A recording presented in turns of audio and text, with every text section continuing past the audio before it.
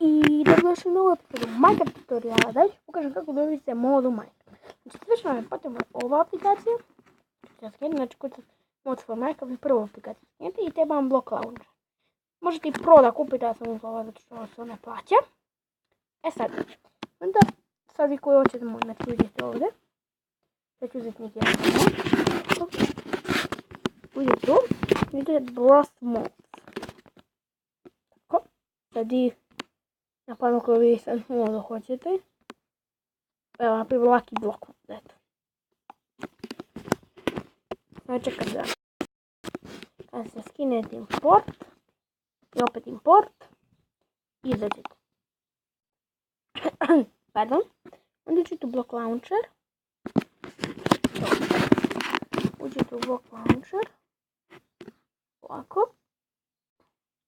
Ok, idete ovdje. Eto, vidite ovdje ovo drugo, znači Magija mod i ono što piše. Čekajte malo. I sad uđete on, znači vam bude on. Sad izađete. Uđite play, uđite neki slije da ovaj moj FPGG. Nije važno.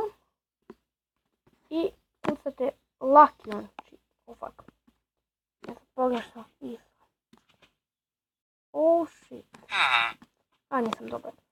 Znači kucate fucking shit. Kucate kosacita Luck i da bi dobili slime. Next i dobit ćete sad Lucky blokove. Evo ga.